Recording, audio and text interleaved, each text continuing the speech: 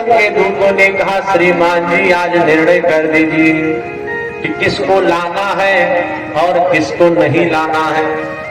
तो सबसे पहले बताया कि किसको नहीं लाना है। सांकेत्यम पारिहास्यम वास्तु हेलनमेव वा वैकुंठ नाम ग्रहणा शेष अघहरम विदुः। संकेत में इशारे में आलस्य प्रमाद बस भी किसी भी प्रकार से भगवान का नाम निकल जाए उसको मत माना। जिसके घर में गीता गंगा गौ माता विराजमान हो उसको मत माना। जिसके मुख में गंगा जल पड़ गया हो उसको भी मत माना। और यही नहीं, जिसके आंगन में तुलसी का वृक्ष हो उसको भी मत लाना कि अंगना मां तुलसी की पूजा करे, अंगना मां तुलसी की पूजा करे और दीप जले तुलसी तर छाही और 36 कोट रोग कटे तन के संक्रामक रोग व्यापत नहीं। तुलसी कै माला गले मा धरे यम आवत है पर पावत नहीं। और 56 भोग लगे विधि से बिना तुलसी कै ठाकुर मानत नहीं। कहा जिसके आंगन में तुलसी का वृक्ष हो उसको मत माना।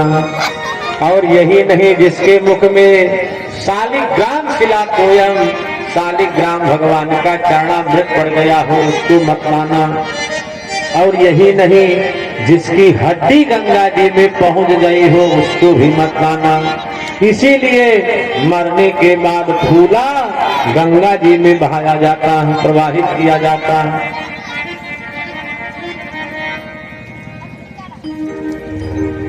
एक सेठ थे, सेठ का स्वर्गवास हुआ। बच्चे फूला ले जाए कि पेड़ के नीचे गाड़ दिए। तो एक दिन सेठ सेठाइन के सपने में आए, कहे तुम्हारे बच्चे इतने नालायक हैं कि हमारे फूला गंगा जी में नहीं विसर्जन कर पा रहे। बड़ा सवेरा पप्पू बड़े सवेरे चले लेके फूला प्रयागराज के लिए। ज्यादा दूर नहीं, विश्वनाथगंज तक पहुंचे थे। तब तक एक नाला दिखाई पड़ गया। कहा भैया एक बात बताओ, ये नाला कहाँ जाता है?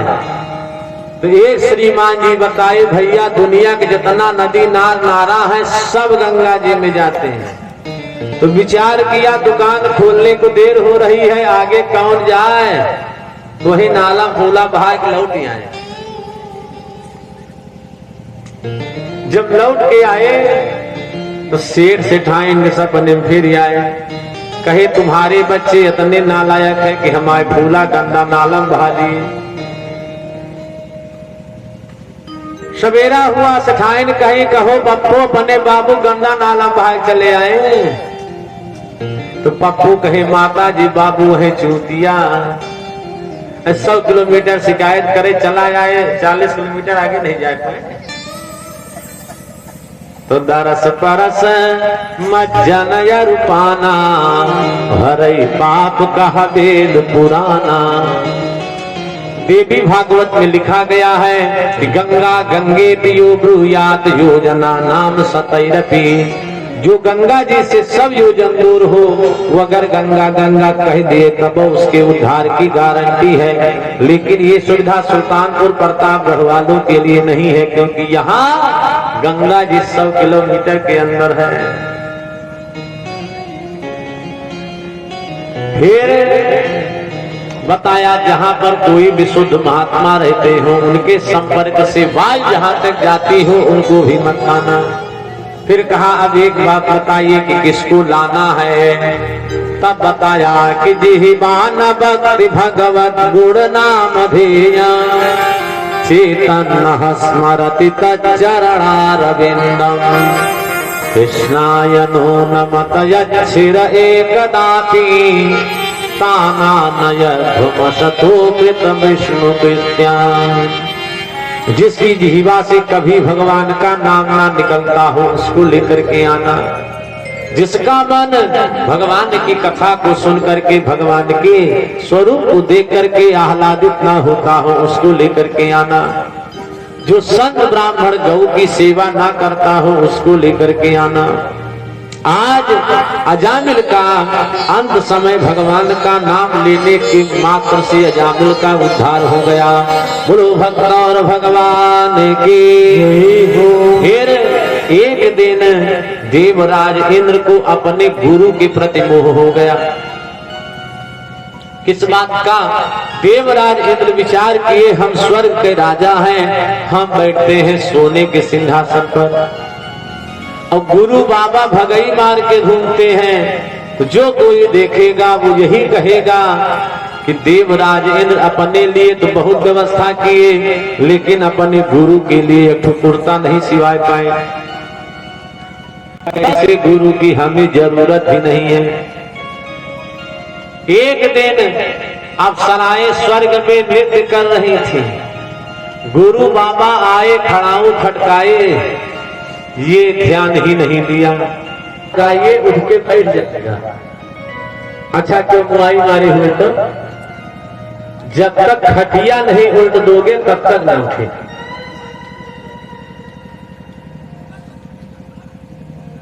गुरु बाबा खड़ाऊ खटकाए, ध्यान नहीं दिए। गुरु बाबा लौट के आए, अपनी देवी जी को बताया, कहा देवी जी हम जा रहे हैं तपस्या करने के लिए, कोई आएगा तो बता देना। जब नाच बंद हुई तो देवराज इंद्र गए गुरु माता के पास। कहे गुरु माता गुरु बाबा कहाँ गए? तो तारा बताई वे तो गए हैं तपस्या करने के लिए, लेकिन ये नहीं पता है कि तपस्या एक दिन की है कि 1 साल की है कि 10 साल की है कि 100 साल की है, कौनो पता नहीं है। तब देवराज इंद्र ने विचार किया कि बिना गुरु के देव कार्य कैसे हो। तो महाराज त्वष्टा के पुत्र है महाराज विश्वरूप को गुरु बनाए। जब विश्वरूप गुरु बने तो ये नारायण कवच का उपदेश दिया, जिससे देवराज इंद्र त्रैलोक की लक्ष्मी का अनुभव किया। लेकिन जब उस समय बीता तो विश्वरूप में भी कमी मिल गई। क्या कमी मिली? कि पूजा पाठ कर रहे हैं, ये आखिर ऐसा कैसे हो रहा है? खाए हम बताएं पड़ोसी, ऐसा कैसे हो रहा है? जो देखना शुरू किया कि आखिर कमी कहां से हो रही है, तो कहीं और कहीं कमी नहीं मिली, गुरुए में कमी मिल गई। क्या कमी थी? विश्वरूप के 3 मुंह था। ये एक मुख से अन्न खाते थे, एक मुख से अमृत पीते थे, अब तीसरे मुख से रोज नहीं कबा कबा फगुई पंचमी त्योहारे 2 घूंट लगा लेते। अब जिस मुख से अमृत पीते थे, जिस मुख से अनाज खाते थे, उससे बोला गया मंत्र देवताओं को मिलता था, और जौने से मौसम बना था उससे बोला गया मंत्र दैत्यों को मिलता था। जब देवराज इंद्र को पता चला, उठाए वज्र, मारे गुरु गला कट गया। अब देवराज इंद्र को ब्रह्म हत्या लग गई। ये ब्रह्म हत्या के डर से जाकर के मानसरोवर में छिप गए। अब देवताओं ने विचार किया कि बिना राजा के राजकार्य कैसे चले। तो चंद्रवंश के राजा हैं महाराज नहुस, 99 अश्वमेध यज्ञ कर चुके थे, समय का संकल्प ले चुके थे। देवताओं ने विचार किया आने वाले मनवंतर में नहुस ही इंद्र पद के अधिकारी होंगे, तो क्यों ना इन्हें आज से ही इंद्र पद दे दिया जाए। जब नहुस को इंद्र पद दिया गया तो इनके मन में वासना जागृत हो गई कि जब इंद्र पद हमारा, इंद्र लोक के अधिकारी कर्मचारी सब हमारे, तो इंद्राणी भी हमारी होनी चाहिए। पुलोमा कुमारी सची के पास चिट्ठी लिखा, कहा देवी अगर आप इस स्वर्ग में रहना चाहती हो तो जैसे पुरंदर के साथ सिंहासन पर बैठती थी वैसे आप हमारे भी साथ बैठो। सची भाग करके जाती हैं, देव गुरु बृहस्पति के पास कहे, गुरु बाबा हमारे पति के ऊपर तो धर्म संकट आ गया है और जो वर्तमान के इंद्र हैं, अब ऐसा लगता है कि इनके मारे अब इज्जत नहीं बचेगी। कहा क्या हुआ, सारी बात बताई। तब बृहस्पति कहा, एक काम करो, आप भी एक चिट्ठी लिखो कि मैं विवाह करने के लिए तैयार हूं, लेकिन शर्त एक बात एक है कि जब आप दूल्हा बन के आवे तो न हाथी पे बैठ के आवे, न रथ पे बैठ के आवे, किसी संत के कंधे पर बैठ के आवे। और राजा अगर संत के कंधे पर बैठ के आएगा तो राजा का विवाह नहीं होगा, राजा का हुए तेरही। चिट्ठी लिखी गई, चिट्ठी गई नहुस के पास। अब नहुस विचार किए कौने बाबा के पास जाए काम हो जाए, तो उस समय हेड लिस्ट पर बाबा अगस्त का नाम चल रहा था, क्योंकि उसी समय बाबा अगस्त समुद्र सूखे थे। उदित अगस्त पंकजल सूखा, जिमिलु भई सूखा ही संतोखा। बाबा अगस्त के पास गए, कहे बाबा हमारी इच्छा विवाह करने की है। बाबा राजा को सर से लेके पैर तक देखे, क्योंकि शादी विवाह का भी एक समय होता है। ब्याह के चाह उठे ही हमें, ब्याह के चाह उठे ही हमें, तब 16 20 25 लेती जाए।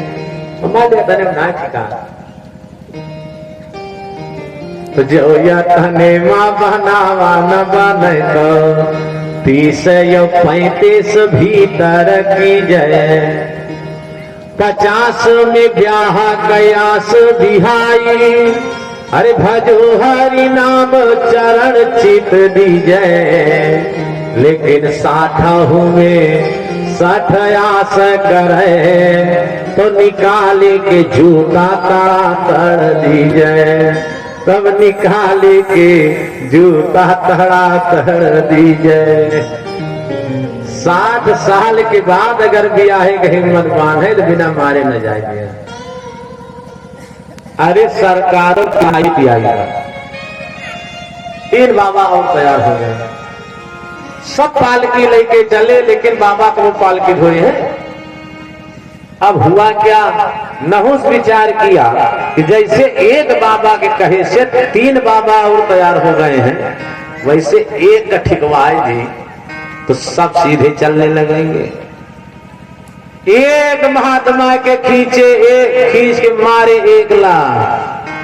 तो बाबा कहे, राजन अब तुम्हारा विवाह नहीं होगा, अब तुम्हारे हुए तेरही। उठा करके पालकी को फेंक दिया, नहुस का प्राणांत हो गया। बोलो भक्त और भगवान की जय हो। जब नहुस का प्राणांत हो गया, तब देवता कहे, इनसे अच्छा तो अपने पहले वाले इंद्र थे। जब तक ठोकर नहीं लगती है, तब तक व्यक्ति को अपनों पर विश्वास होता ही नहीं। एक गांव में एक कुम्हार था, जितना बड़ा बर्तन बनावे उतना धान लेता था। तो गांव वाले कहे, भैया ये कहार तो बहुत बदमाश है, जितना बड़ा बर्तन लेता है उतना ही धान लेता है। धीरे धीरे समय बीता, जो अंत समय आया तो अपने बच्चों से कहा, भैया समाज जीवन भर हमें गाली दिया है, तो कौनो ऐसा काम करना कि जीते जी हमें गाली भले मिली है, लेकिन मरे के बाद गाली न मिले। बच्चों ने कहा ठीक है। जो दादा निमुख गए, काम के रहे फुर्सत पाए, तो विचार किया कि कौन काम ऐसा किया जाए जो हमें दादा गाली न पड़े। तो बच्चों ने निर्णय किया, दादा लियत रहे धान, हम लियत चाउर। अब कोई अगर बर्तन लेने आवे तो कहे, भैया बर्तन कैसे दिए? तो कहे, दादा वाला जमाना चला गया, जो बर्तन बराबर धान देते थे। अब हमारा जमाना है, बर्तन बराबर चाउर देना पड़ेगा। सब कहना शुरू किए कि इससे अच्छा तो अपन पुरनका कहा रहा।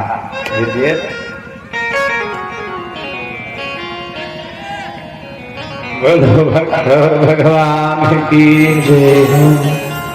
आज जब नहुस का पतन हो गया, जब नहुस का पतन हो गया, तब ब्रह्म हत्या को 4 भागों में बांटा गया। पहला भाग पृथ्वी मंडल को गया। पृथ्वी में ऊसर और रीकड़ ये ब्रह्म हत्या का स्वरूप है। दूसरा भाग वृक्ष को गया। वृक्षों में गोंद बांधा ब्रह्म हत्या का स्वरूप है। तीसरा भाग जल को मिला, जल में फेना का ये ब्रह्म हत्या का स्वरूप है। चौथा भाग महिला मंडल की ओर गया। महिलाओं में 4 दिन की अशुद्धि ये ब्रह्म हत्या का स्वरूप है। जब महाराज त्वष्टा को पता चला, त्वष्टा ने विचार किया, मान लो हमारे बच्चे में गलती थी, कमी थी, तो नियम था कि जैसे लड़का लेके गए वैसे लौटा देते, मारे थे। त्वष्टा यज्ञ करते हैं। यज्ञ से एक राक्षस प्रकट हुआ जिसका नाम था वृत्तासुर। वृत्तासुर 4 बार चौतरफा बढ़ता था। कहा पिताजी आज्ञा दो, कहा जाकर के अपने भाई के वध का प्रतिशोध लो।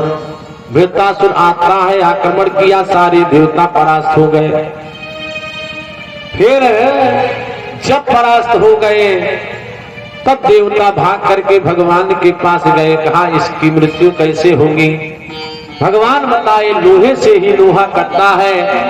तो बाबा दधीच की हड्डी से वज्र बना है। बाबा दधीच की हड्डी लेकर के आते हैं, जिससे 3 धनुष और 1 वज्र बना। धनुष में सबसे पहला धनुष है जिसका नाम है सारंग धनुष। सारंग धनुष भगवान नारायण ने ग्रहण किया। दूसरे धनुष का नाम है पिनाक। पिनाक धनुष सर्वप्रथम भूत भावन भोलेनाथ ने ग्रहण किया। भोलेनाथ अपने शिष्य के ममत्व में वही धनुष बाबा परशुराम को दिया। बाबा परशुराम वही धनुष अपने शिष्य के ममत्व में महाराज जनक को दिया।